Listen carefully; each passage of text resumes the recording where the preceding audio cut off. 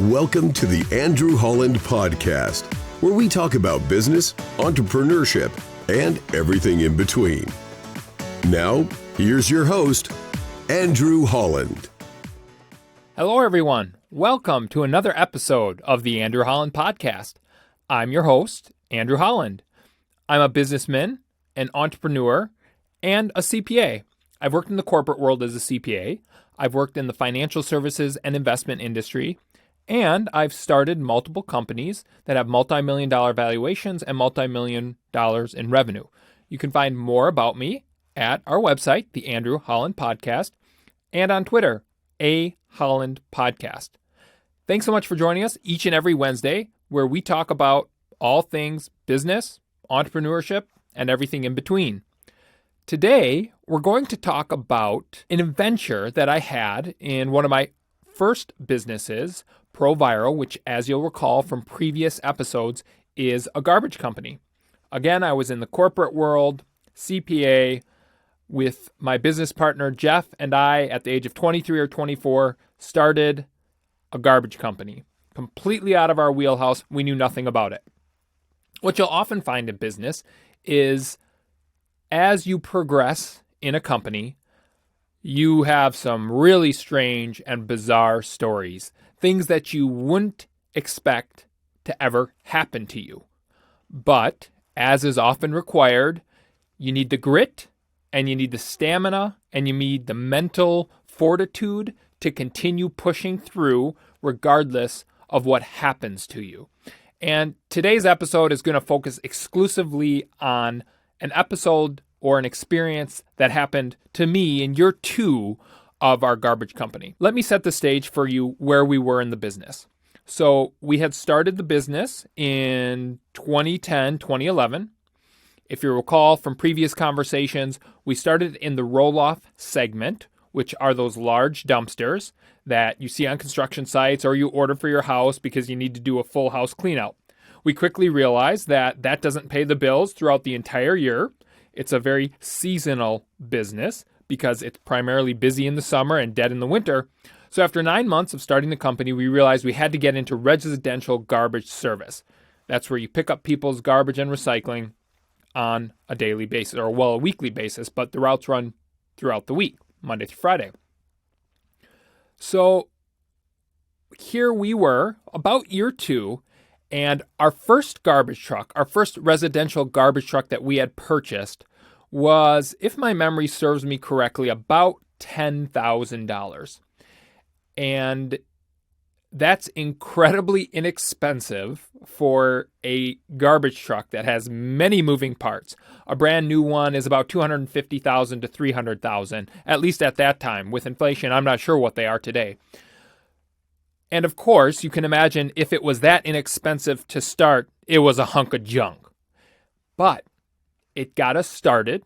It got us into that particular sector of the waste services industry. And in spite of the hardship we had to endure with trucks breaking down and a lot of other stories that we'll go into in future podcasts, the point is we had the first truck and we were growing, and that first truck was kind of dying to the point where we needed a second garbage truck. We wanted to spend a little bit more money on this second one so that we didn't have the maintenance issues that we had from the first truck. And so we started searching throughout the country where we could get a truck because we looked locally in western Wisconsin and we couldn't find one anywhere. What we ultimately found was the city of New York. Of course, the garbage industry there is huge. They have a lot of people and businesses to serve. And they will often sell their equipment once it's outlived its useful life for their purposes. Well, as a new company, we typically get the second pickings, if you will, because it's in our price range. So the second truck that we were looking at getting was a step up from the first one and just a little bit more expensive, about $15,000. It took us a while to find this. And as we started researching New York City garbage trucks more and more, And there's a lot of different models, just like with vehicles. There's a lot of different models. There's a lot of different features. We just needed the bare bones. We needed something that would operate consistently, that would break down less than our first truck, but that didn't necessarily perform well. Our price range would dictate what features we could get. We just needed a truck that would run consistently on a weekly basis if you maintained it. For the price range of $15,000, that's impossible to find, but we needed to get something that would be better than what we had. And also act as, or allow us to primarily put that one as the number one truck we were using every week, and the first one we had as a backup. And that's one of the things in a lot of businesses, especially a service industry like that, is when you're starting out, you don't always have the benefit of having a backup plan, especially when you're in something that requires heavy equipment. It could be a cement company, it could be a garbage company, it could be a manufacturing company where you have one CNC machine, for example. If that one breaks down and you've got all these customer orders, what are you going to do? So you always want, if you have the opportunity, to have a backup. We were in the position where, because we didn't have a backup from our first truck, it was creating complete havoc. We weren't able to provide the consistent level of customer service that we would want. And so we knew we had to get another truck. And again, as I said, ideally a truck that was a little bit more reliable than our first one. Jeff had gotten the first truck from about 3 hours away in western Wisconsin. So he and I had made an agreement that the next truck I would get. Well, this one happened to be in New York City, and we couldn't afford to ship it back, so we had to drive it back. At this time in the business, Jeff had quit his full-time job as a pilot, and he was in the business on a daily basis. I was in the financial services industry working as the branch manager of a financial institution, BMO Harris Bank, in Wisconsin, because we couldn't afford to pay for both of us, and the company needed capital infusions. And since my earning power was relatively strong, me having a full-time job and then working on the business outside of normal banking hours allowed us to continue growing the business, put capital infusion. So they were good 80, 90, 100-hour weeks, like you would expect in any new business, especially when you're trying to carry a full-time job and as a branch manager. It wasn't 40-hour-a-week type job. So I was going to have to secure this garbage truck, fly to New York, sometime in between my full-time job. We had never done this before in terms of getting a truck out of the state. So we didn't know what the licensing requirements were. You, of course, had to have your CDL, which we both had gotten when we started the business. And when you go interstate, between states, and you have a truck that's over 25,000 pounds, as you probably see when you drive on the interstates throughout the United States, you have to stop at the weigh stations if you're over the weight limit. So you've got to make sure that the trucks can pass what's considered a DOT inspection if you are to get pulled over. And so we wanted to make sure that in driving this truck back from New York City, we had found one. We wanted to ensure that we wouldn't have any issues. It was going to be a challenge getting the truck in New York City and driving it back in one weekend. And of course, when you're getting a truck, you'd like the opportunity to inspect it, to try all the mechanical features, to make sure that the engine runs properly, to make sure that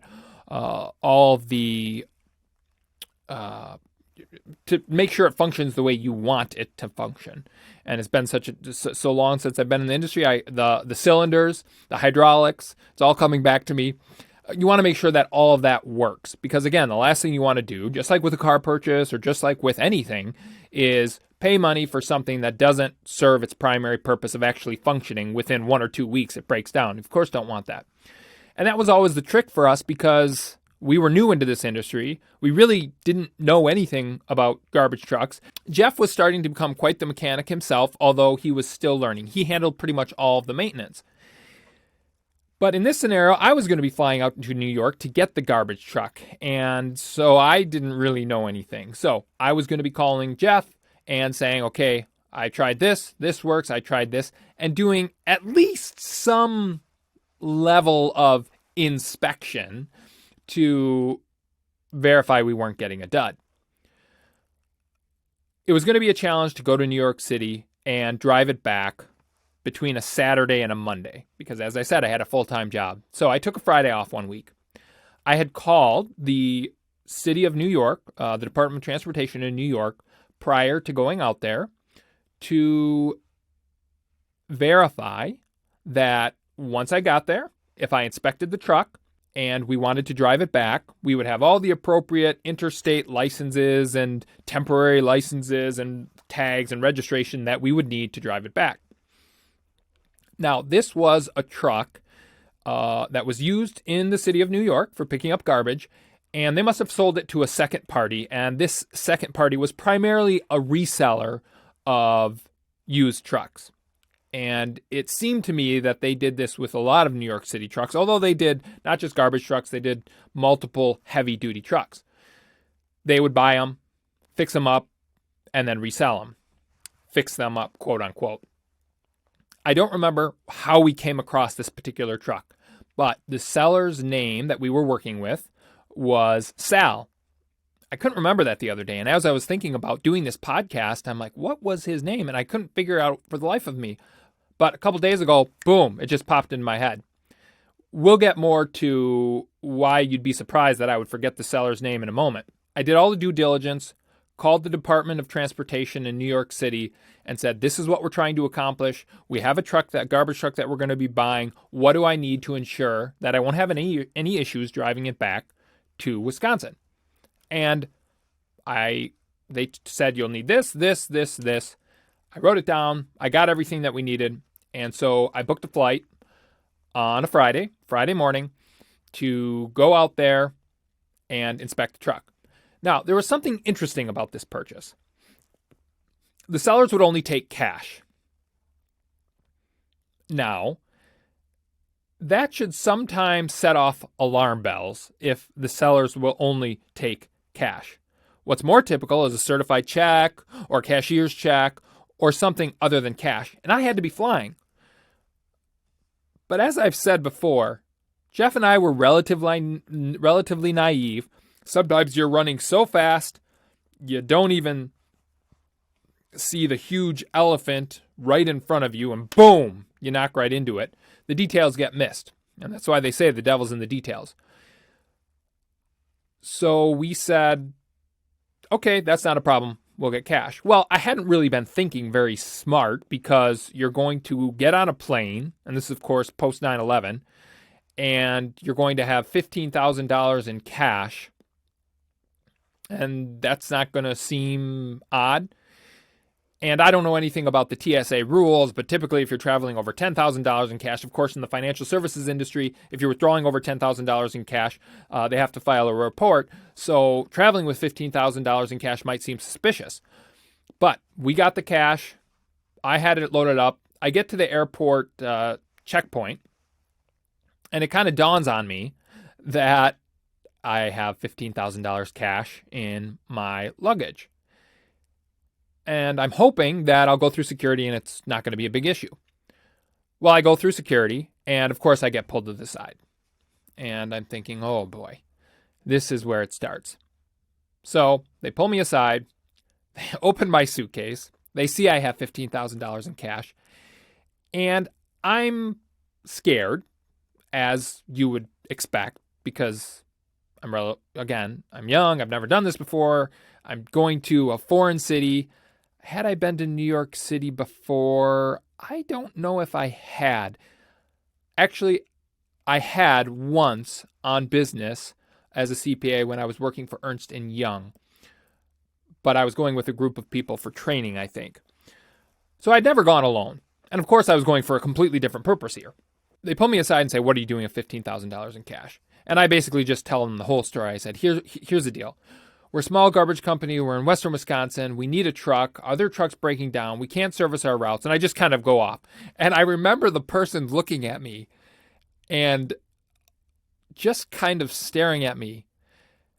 And when I got done, I'm just, I follow laws. I don't do anything out of the ordinary. I'm a pretty square individual.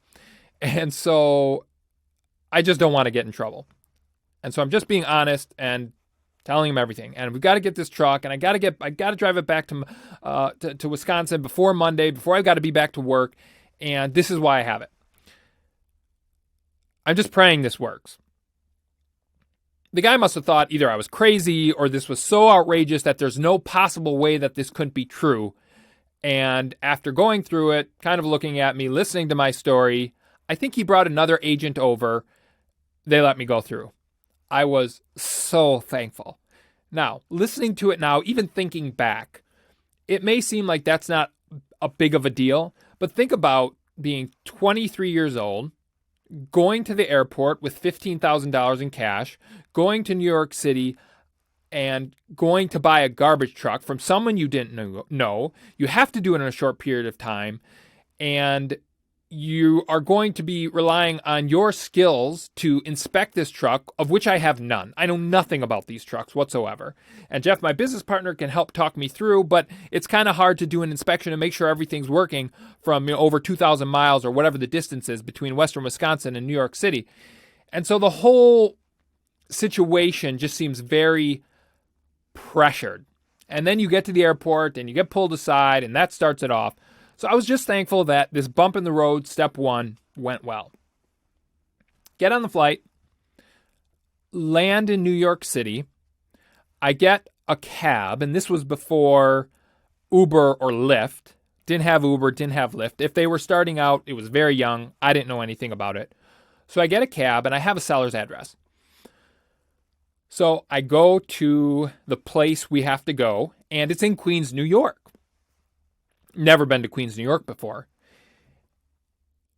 I connect with the seller in a very interesting neighborhood. It was a bit run down, and it seemed a little sketchy. And I don't say that pejoratively.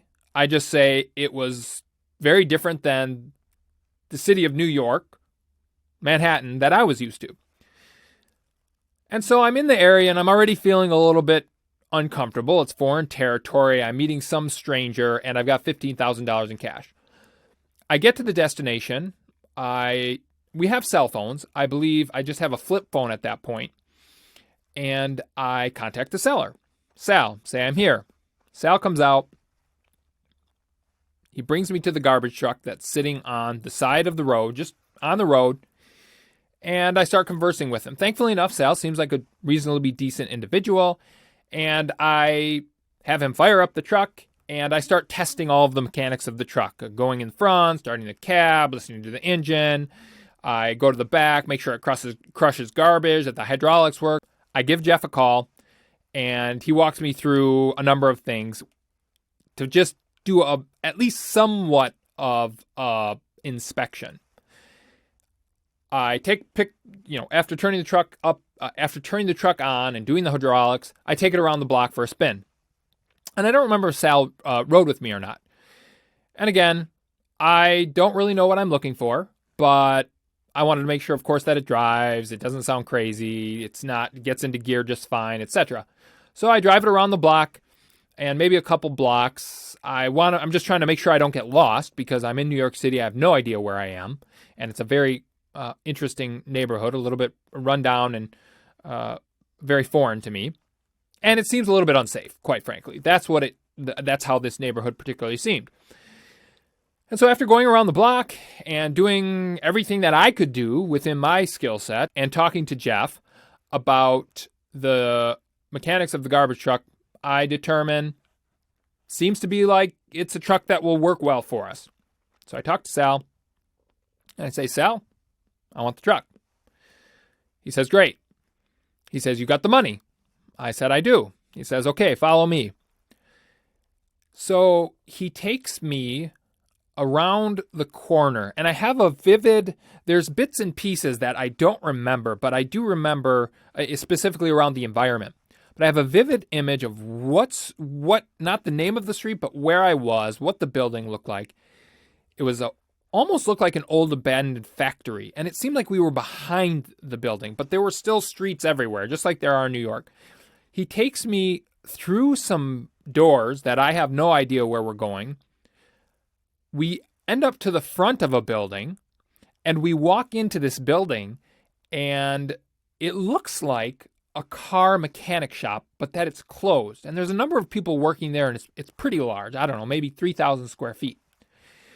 And so I'm going through, and I'm holding I think I had a briefcase or a backpack that had the cash in it.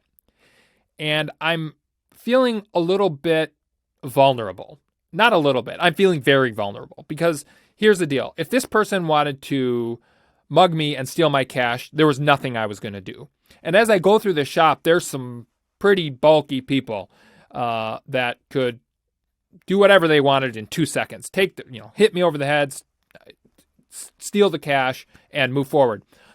I'm just naively trusting and praying that everything's going to work out okay. So we go through this large, what looks to be a car mechanic shop, and we keep on going, and we go to the very back of the building.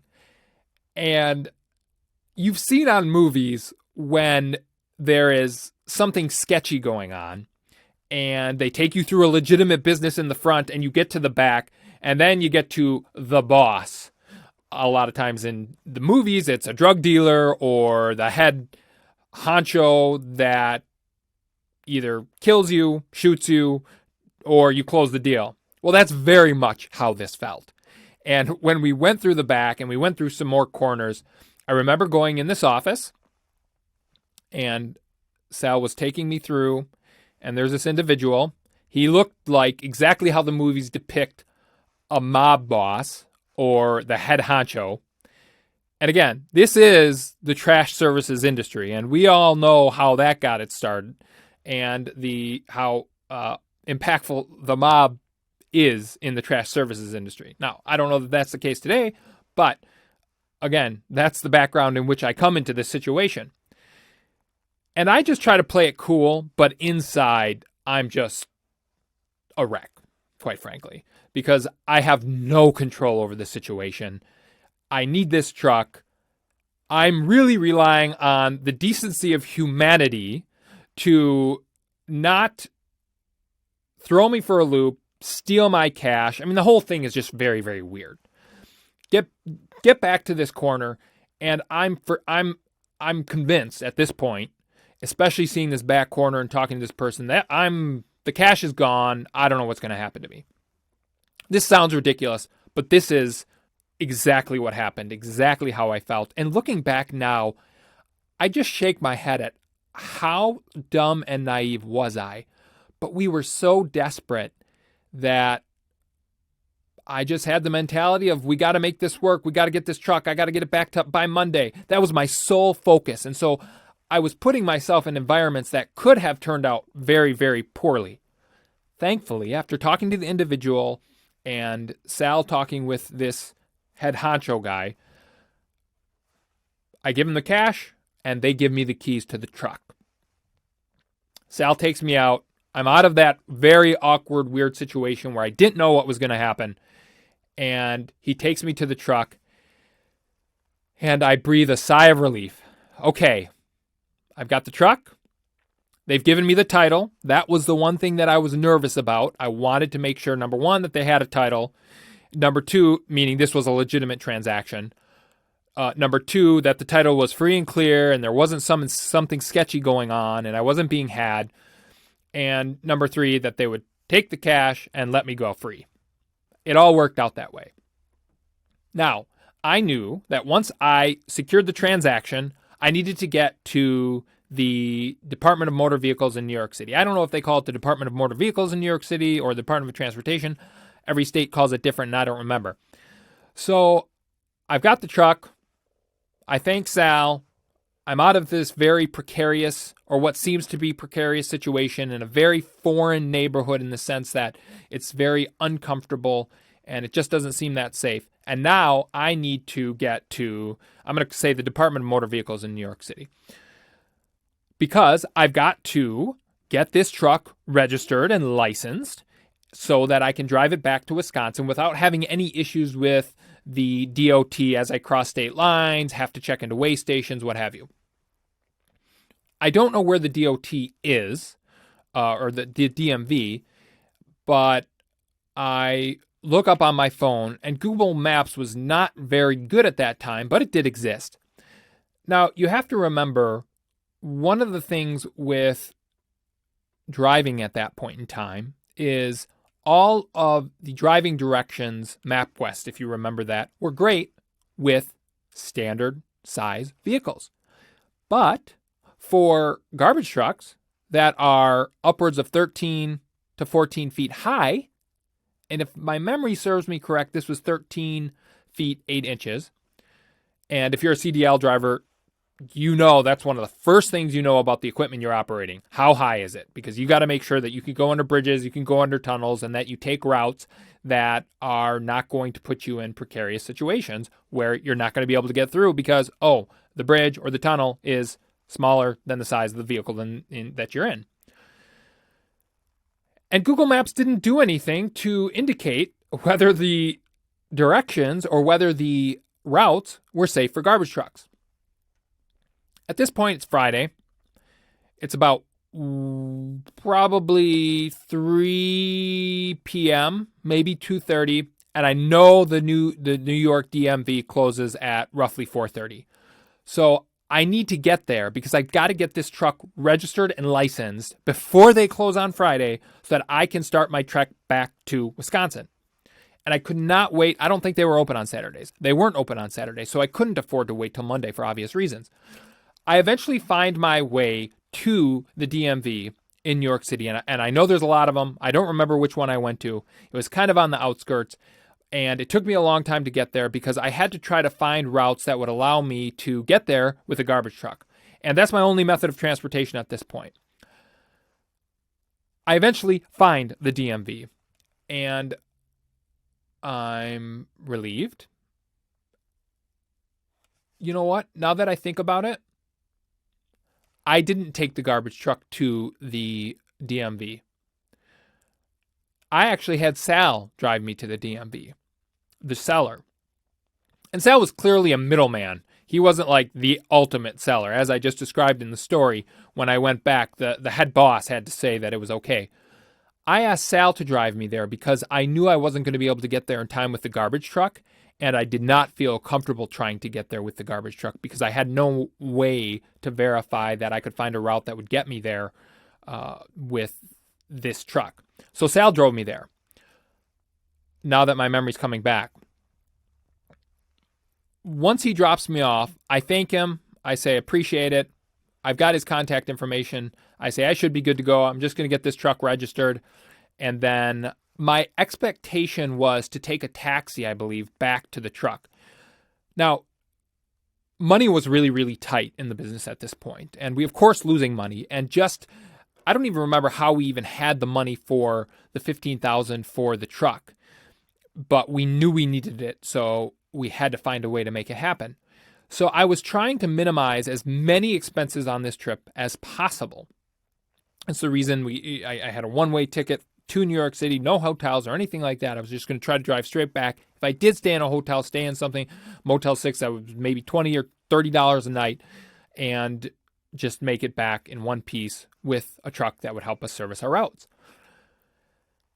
So he drops me off at the DMV. I get there at about 4 p.m. And of course, if you've ever been to a DMV in any state, some states do better than others, the line is a million miles long, especially on a Friday. And I just want to get in line so that I know my spot is secure, and I'm praying, will service all the customers if you get there before 4:30, even if it takes up to 5:30 or 6. I get in line, and I breathe a sigh of relief. I'm here. I've got the title. Everything went okay. I've just gotten out of a very uncomfortable situation where I had absolutely no control. A lot of things could have gone wrong, and they didn't. And I'm just so extremely thankful. I get in line at the DMV. I know it's going to be a long wait, but I'm here, and they're not closed. So I wait in line patiently. More people come to the door. It's packed. I vividly remember just counters and counters and counters, and a whole lobby full of people. And I'm thinking, they're not going to get out of here till 8 o'clock tonight if they have to service all these people. And of course, you have people in line, and you have people that are I think they had the ticket system at that time, a ticket, and they're waiting for their ticket to be called. I have a ticket. Eventually, I get up to the window. I don't remember the time, but it's pretty close to closing time, if not well past closing time, before I even get to the window to have them address what I need. And at this point, I'm more in the pre-acceptance stage where you talk to someone, you say, this is what I need, and then they give you a ticket to go to the next side to get a counter or to get a representative to help you. I get to the window. I tell the nice representative, this is what I need to do. This is what I'm trying to do. Here's what I have. I called earlier this week. They said I need this, and this to get this truck re-registered and temporary registration so I can drive it back and have no issues. And as you've probably experienced with multiple DMV representatives, not to cast them all with a broad brush, you don't necessarily get the most friendly of treatment. And it's the end of the day, and it's Friday, and all they want to do is get home. So I kind of get this look of, what are you doing? Not necessarily any smiles or anything of this nature. And the lady looks through the paperwork, and then she walks away. And I'm sitting there, and I'm like, oh boy, okay. She goes and talks to someone. Now, typically, when you're at the DMV, no matter what DMV it is, when the representative directly at the window can't help you right away and they have to go talk to someone, presumably someone that's higher up, the situation does not turn out very well. There's multiple steps you have to go through, or something's missing, or something's going to go awry. And so as soon as she had indicated to me or told me, I don't even remember how much she actually communicated versus grunting, that she would have to talk to someone, my heart kind of sank, because I just thought to myself, oh boy, this is not going to go very smoothly. I just have a bad feeling about this. It's the end of the day. I've put myself in a situation again where there's no leeway for flexibility. If it's not going to work, the DMV is closing and I have to wait till Monday, and then what am I going to do? I'm trying to hold on to hope that I'd called, I'd done my work, they told me what I needed, and there should be no issue. But she goes and talks to someone, and I don't remember how long she was away from the window, but it seemed like an eternity because all of these thoughts are going through my head. What are we going to do? Yada, yada, yada. She comes back, and she says, I'm sorry, sir, we're not going to be able to help you today. And I hear those words, and I'm stunned. If I could have seen myself in a mirror, I'm sure all of the color left my face. And as I'm telling you this may not seem like a big deal when you're thinking about it, but I want you to imagine experiencing everything that I've just described and going through it. And it's not necessarily one particular thing. It's the conglomeration of all of these environments and weird situations and cash in the airport and getting pulled over by the TSA and being in an unfamiliar part of New York City that seems relatively unsafe, and I'm very vulnerable, and meeting someone I've never met before and going through a weird situation, and then having this big truck that I'm just not comfortable about even making the trek home because I'm not that good of a driver with these big trucks and I have no idea what I'm doing. But yet here I am. It just, the weight began to really all come down on me when she said, I'm not going to be able to help you. And so then I go into crisis mode, still treating her with respect and saying, but I don't understand, miss. I called this. They said, this is what I needed. And I've got everything I needed. And the particular hang up was they needed a certified letter from the state of Wisconsin that our business actually existed. Some crazy thing that made no sense to me. And she said, well, we can get a fax directly from that department. I said, well, that department is closed. It's like 4:30 on Friday. There's no way I'm going to get anybody. It's like, I'm sorry, this is what we need. And I said, I called earlier this week. I have a copy right here. Why won't this work? I don't understand. This is what they told me I needed. And she said, I'm sorry, sir. And I said, do you have a supervisor that I can talk to? Someone that we've got to be able to figure this out. I can't get back. I had a one-way ticket. And you know how you do when you get into crisis mode, or you know, if you have children and they're in crisis mode and they're just trying to explain their way out of a situation because they're so desperate. oftentimes that's when they're particularly guilty. In this scenario, I wasn't guilty. I was just desperate, and I believed I had done all the right things and I had everything that I needed because that's what I was told over the phone. How often do many of us, whether personal lives or professional lives, call to get information and to make sure that we have everything squared away? I mean, this has happened to me a million times. I'm sure it's happened to you a trillion times as well, that you're told one thing, you get to the location, or you think you have all your ducks in a row, and then you talk to someone different, and the whole story changes, and what you need is not what you were told, particularly with government. Happens basically all the time. So she goes back to find a supervisor. At this point, there's still a little bit of a line behind me, and they just, next one, just like cattle, move through there. So they shift me to a different part of the facility, the part where people are being serviced, and the lady says, you're going to have to take a seat because my supervisor is busy. So I sit in this big waiting area that's packed. It's July in the summer. It seems brutally hot. It is brutally hot outside. Inside, I imagine they have air conditioning, but it just seems overwhelmingly hot. And I don't know if the air condition wasn't on or what the deal was. Of course, given the situation, I'm just feeling overheated. Not from an anger perspective, but just when you're stressed, your body temperature tends to rise, heartbeat, etc. So I'm waiting in the area. While I'm waiting in that area, I call Jeff. And I say, Jeff, we may have a problem. This is the situation. They're not going to let me drive the truck back. What do I do? We don't have another. I don't have a plane ticket back home. I really can't afford another plane ticket back home, especially at this short of notice. And I have to get back to work on Monday. I had already taken Friday off. And we're not going to have the truck as we expected. So I talk with Jeff. We talk about our options. And then I get called up and I say, Jeff, let me call you back. I'm going to talk to his supervisor and hopefully we can get this figured out.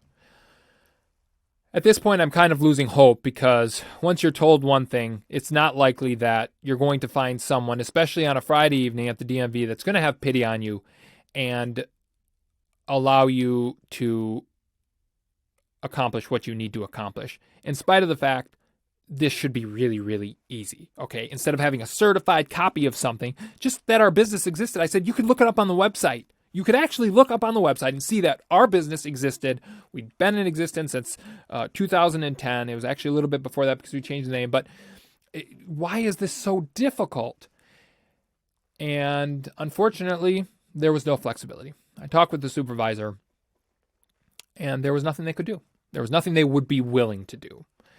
And I recognize that you have to follow rules and what have you, but sometimes some of the rules just seem so ridiculous, at least from my perspective in this particular scenario. And I don't know the reason for the rules, and maybe there is a good reason, and it's tried in court.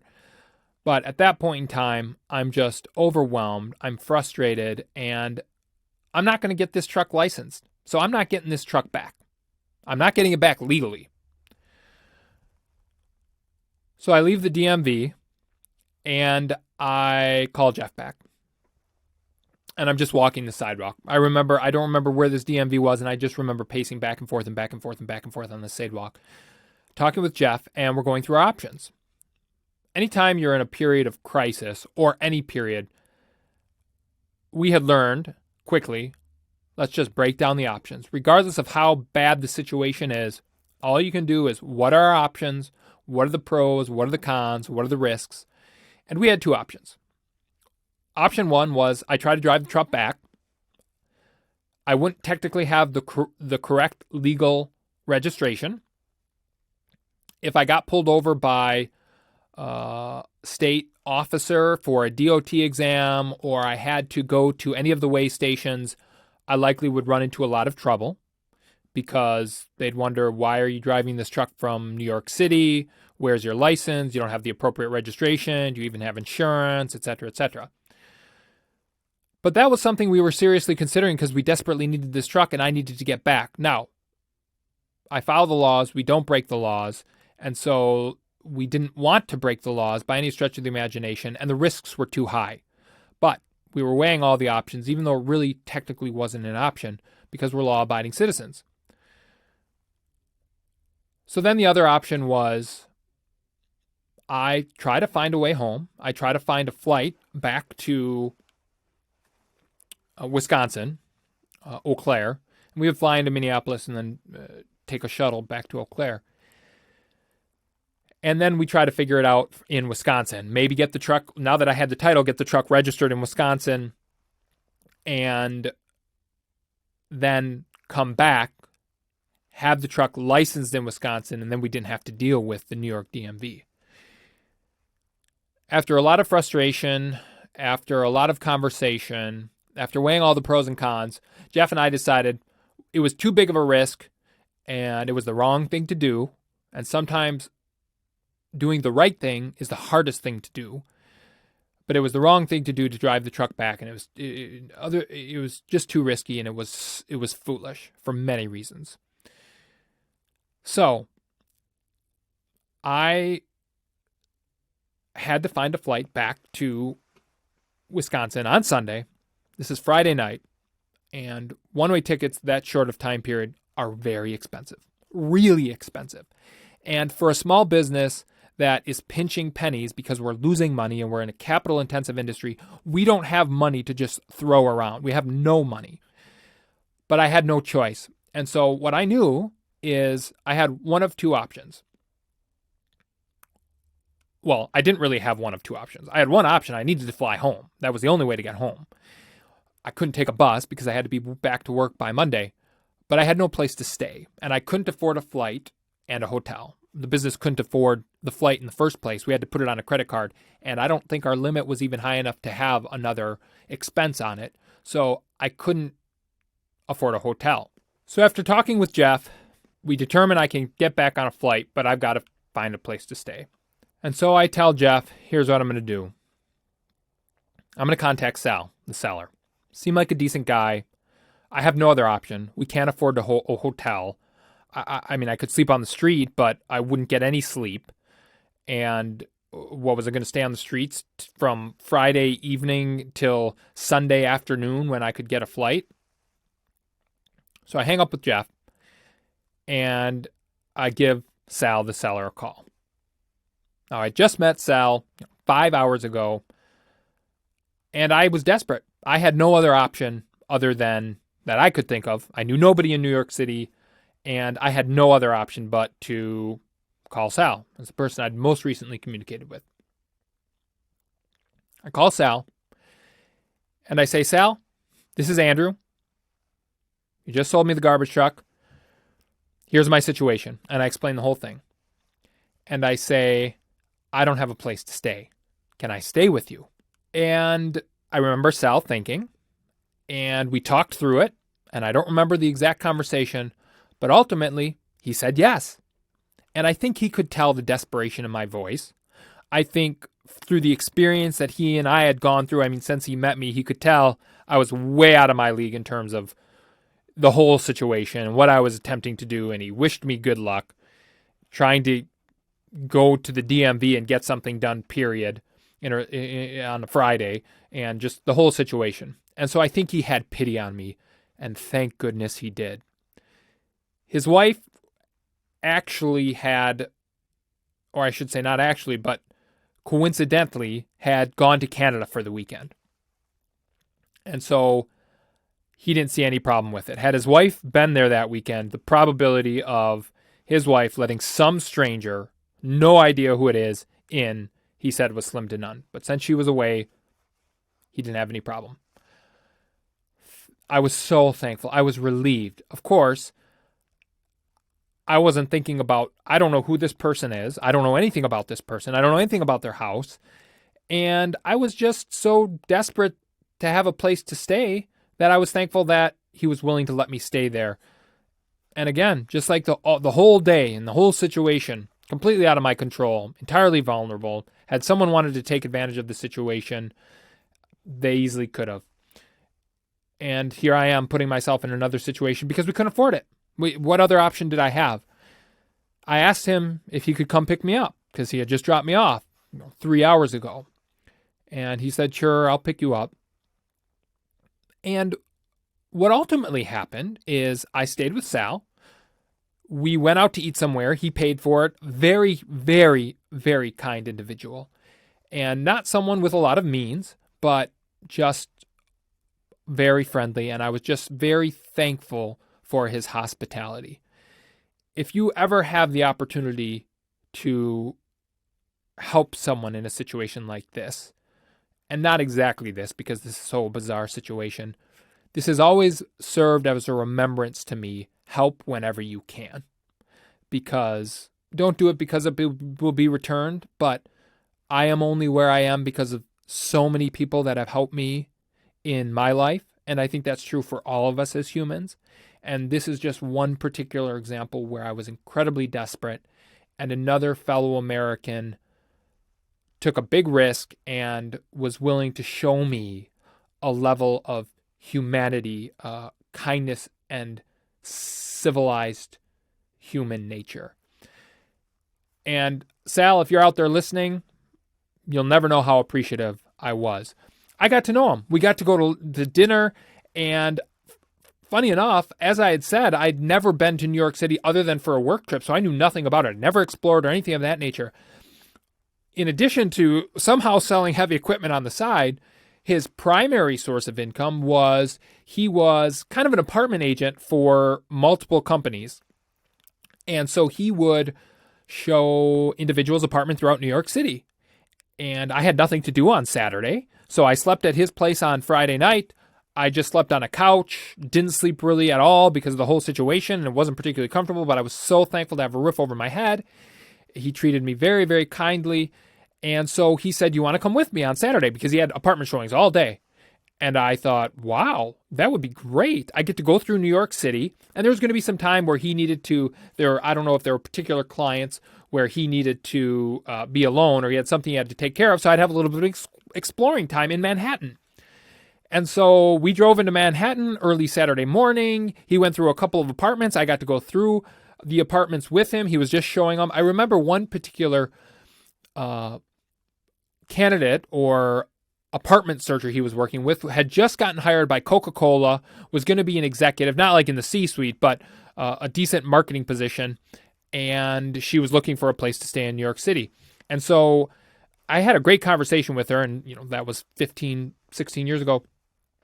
I don't remember what the conversation was, but it was a pleasant experience. I got to see some really cool apartments that I never would have seen the inside in New York. And I was talking about how much rent was, and I was absolutely flabbergasted. I think I had asked the lady, because I'm pretty upfront about salaries and wages, because I'm just so interested in business, and you're going to be working for Coke. And somehow I got out what she was making, and she told me $70,000, and I'm like, $70,000 based on these prices that you're telling me in New York City and that wage, how are you even going to survive? Like, I was stunned. I'm like, how can it be this expensive to live in New York City? And that was my first wake-up call to just how expensive New York City is from a rental perspective and what the pay is and how people make ends meet. I have no idea. I think most people must have 2 or 3 jobs, at least at this time. This is when I was, again, very, very naive, knew nothing about the city. I got to explore New York City in a couple different places, and I just remember being flabbergasted, eyes wide open. And so a situation that the day before was incredibly stressful, and I was unbelievably vulnerable, I got a sense from a decent human being, and it turned out to give me an opportunity I never would have had, in spite of all of this. I'm not going to use the word tragedy, but very uncomfortable situation. So I spent the day with Sal, got to do a lot of things, slept Saturday night, asked him to take me to the airport on Sunday. He graciously did, and he didn't charge me a dime. He didn't ask for any money. He drove me around New York City. He got me to the airport. He picked me up at the DMV and dropped me off at the DMV. Just incredible acts of kindness and graciousness for which I am extremely thankful. I eventually got on my plane. My $750 one-way ticket from New York City to Minneapolis, which we couldn't afford, and I made it back. And I'm frustrated just at the bureaucracy of government and just the whole situation. As we often all are, especially with government, I had done everything I thought to be right to be prepared for this, And here I am in just a very uncomfortable and frustrating situation. Long story short, I make it back to Eau Claire late Sunday night, and I make it to work on Monday. Now, we still have the problem.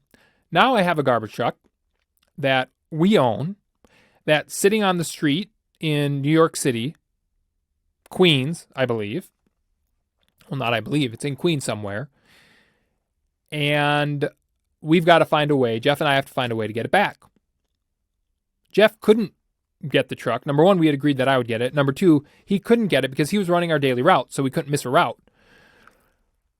So what we did is, now that I had the title, that week, Jeff did go into a Wisconsin DMV, and we got the truck re-registered in the company's name. So now we wouldn't have any issue if I went back to New York City to drive it back. And the plan was I was going to fly back, but on a Saturday morning this time. I didn't have to do the inspection. I didn't have to go to the DMV. So the number of hours that would be required there would be a lot shorter, and I couldn't take another day off of work. So I had no choice but to try to fly in early the next weekend, Saturday morning. Again, we had to buy another ticket, and which was not cheap, but we had to get this truck back. We needed it for servicing our customers. Our first truck was not working. So we've got the truck re-registered, as I said, in Wisconsin, and I could just fly to New York, get in the truck, and drive it home. Now, that's where I'm going to end this podcast, because the second part of the story is going to be just as long or as troubling as the first part. So we're going to divide this story into two separate podcast episodes. But what I want you to take away from this, at least to the story to this point, is sometimes in business, and I'm sure many of you who are in business and who have gone down the entrepreneurship route, you run into things that you can't imagine will possibly happen, and you get yourself into situations, into things that are just very abnormal from a typical average individual's life, because you're taking on the volatility and the unknown of being a business owner. And this is a perfect example of being ready for anything that can come your way and things you can't anticipate, because it's going to happen in business. But I think the more important part is sometimes you just have to do what you have to do, and you've got to find a mental way to get through it.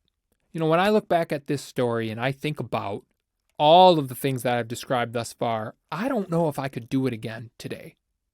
I don't know. Now, again, I'm a much older individual, more experienced, more mature, a lot less naive, and I would do things very differently. But of course, the only way I know to do things differently is because of the experiences that I've gone through. And that's so often true in business. But I made it through, and we'll talk in the next episode. It gets worse. It gets much worse, at least from my perspective. But I made it through. And there are things in business, people that come into your life, whether for a very short period, just like Sal, who show you acts of kindness and graciousness that help you get through. But you have to have the willingness, you have to have the grit, and you have to have the stamina to just keep fighting. Just figure a way out of any situation that's presented to you. And you will have so many situations, especially in the first years of a business, when money is tight and you can't afford anything and you're in the red. That's when, of course, when personally or professionally, when finances are tight, things are the toughest. But you've got to find a way to get through. So we'll continue this story in the next episode. Thank you so much for joining us today. I hope you enjoyed the story, and I hope you'll tune in next Wednesday for the conclusion of this New York City garbage truck story. As always, remember, this is a financial podcast. We talk about business, entrepreneurship, everything in between. We talk about sometimes legal things, sometimes financial things. And as a disclaimer, be sure you don't hear something on this podcast or any podcast that may be thought of as legal or professional advice, because it's not. and then apply it to your situation and have it go wrong and then want to come back and sue me. Again, don't take anything from any podcast as the absolute gospel truth. You want to be sure that in any situation that you're in, you get the appropriate professional advice that's required for your specific situation. Thank you so much again for listening this week. Join us next week for the conclusion of this story.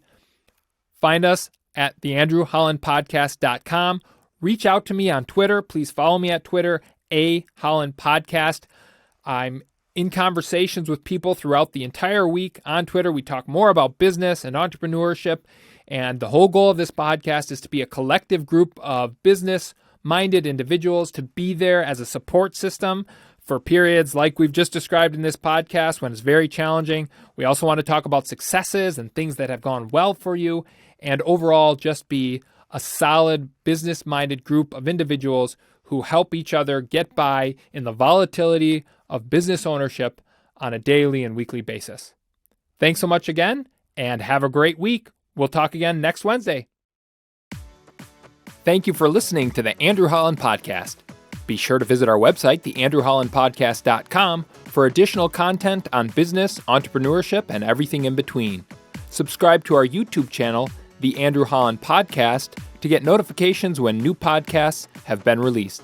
And lastly, follow us on Twitter, @Holland Podcast. That's @Holland Podcast for all the conversations we're having outside the podcast. Thanks again so much for joining us this week.